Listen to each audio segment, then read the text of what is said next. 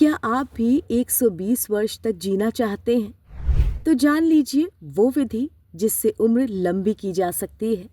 दोस्तों, भारतीय योग आयुर्वेद में ये एक मजबूत मान्यता है कि श्वास की गति और उम्र का सीधा संबंध है। प्राचीन योग ग्रंथ जैसे हठ योग, प्रदीपिका और विभिन्न उपनिषदों में बताया गया है कि एक सामान्य व्यक्ति 1 मिनट में लगभग 15 से 18 बार श्वास लेता है। यदि योग और प्राणायाम के माध्यम से इस गति को धीमा करके 1 मिनट में 10 या 8 श्वास तक लाया जाए तो जीवन काल और ऊर्जा दोनों में वृद्धि होती है। इस सिद्धांत को समझने के लिए अक्सर जीवों का उदाहरण दिया जाता है, जैसे एक कुत्ता तेजी से सांस लेता है और उसकी उम्र लगभग 12 से 15 वर्ष की होती है। वहीं कछुआ बहुत धीमी गति से सांस लेता है और वो 150 वर्षों से भी अधिक जीवित रहता है। आदमी को प्रेम से भरा होना चाहिए। किसी आदमी को जब देखो बहुत प्रेम में रहेगा, तुम लोग भी कभी प्रेम में रहेगा, खुशी में रहेगा, देखना तुम्हारा श्वास का गति कम हो जाएगा। आजमाया है कभी? मालूम नहीं होगा श्वास चल रहा है। जब श्वास नॉर्मल हो जाएगा, 2 अंगुल पर आ जाएगा, तो आदमी की इच्छा मृत्यु होती है। जितना श्वास कम होते जाएगा उतनी में तुम्हारी सिद्धियां भी आती जाएगी। 2 अंगुल के स्वर में इच्छा मृत्यु ही नहीं होता है।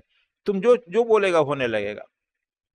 भीष्म पितामह में हो गया था, सनत सनंदन सनत कुमार में, नारद में, यह सब जो भी सिद्ध पुरुष हो जाता है, तब उसको सिद्धि नहीं करना है, जो बोलेगा हो जाएगा। इसलिए प्रेम में रहना सीखो। तो लोग हरदम गुस्सा में, पति पत्नी में हरदम लड़ते रहता है। झगड़ा शादी किस लिए होता है? अक्सर रोज हमसे पूछने आते हैं, गुरुजी लड़की का फोटो देख लीजिए। अब गुरुजी फोटो देखकर क्या करेंगे? देखते हैं कि जूडो कराटे तो होगा ही। तो कहते ठीक है कर लो। हम नहीं कहें कि मत करो तो कोई मानेगा क्या? करेगा ही शादी। फिर पूछता है कि और कोई प्रिकॉशन लेना है तो क्या कहें? हम कहते जूडो कराटे सीख लेना। जूडो कराटे का समय पर काम आएगा ना। Judo karate. अरे शादी हो युद्ध न हो, ऐसा है संभव? है जी ऐसा संभव? शादी तो होती है जूडो के लिए। अब जो जूडो कराटे सीखेगा सफल हो जाएगा। देखो, तब उसमें श्वास तेज चलता है। जब तुम गुस्सा में रहेगा, क्रोध में रहेगा, झगड़ा में रहेगा, देखना तुम श्वास तेज चलेगा और श्वास की लंबाई भी लंबी हो जाएगी, बहुत दूर तक जाएगी। 64 अंगुल से लेकर के 75 अंगुल तक हो जाता है। श्वास की लंबाई जितनी लंबी होती है, आयु उतना कम होते जाता है। श्वास जितना तेज बार बार चलता है उतना तुम्हारी आयु कम होगा।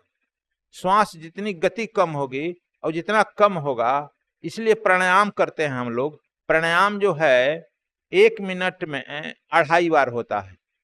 इस नॉर्मल श्वास 1 मिनट में 15 बार होता है।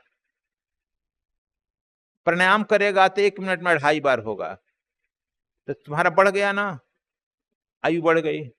इसीलिए प्राणायाम जो करता है उसकी आयु बढ़ जाती है। अब समझ गया? उसकी एक घड़ी मिली है, उस घड़ी को देखता है तुम्हारा 96 करोड़ की ब्रीदिंग है। 96 करोड़ कितना देर में खर्च किया, तो खत्म कर दो जल्दी जल्दी।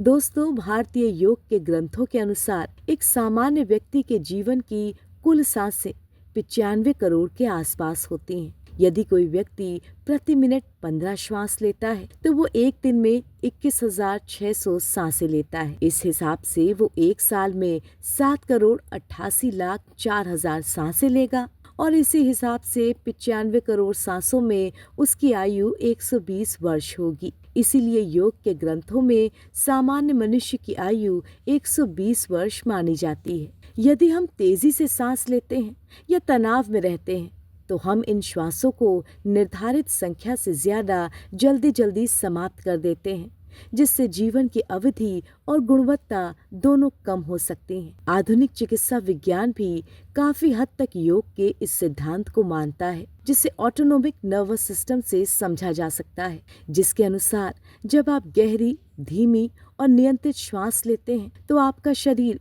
रेस्ट एंड डाइजेस्ट की स्थिति में होता है। इससे हार्ट रेट और ब्लड प्रेशर सामान्य रहता है, जिससे आंतरिक अंगों पर दबाव कम पड़ता है। इसके विपरीत तनाव, क्रोध या जल्दी जल्दी सांस लेने से कॉर्टिसोल जैसे तनाव देने वाले हार्मोन्स बढ़ते हैं जो शरीर को नुकसान पहुंचाते हैं और उम्र बढ़ने की प्रक्रिया को तेज करते हैं।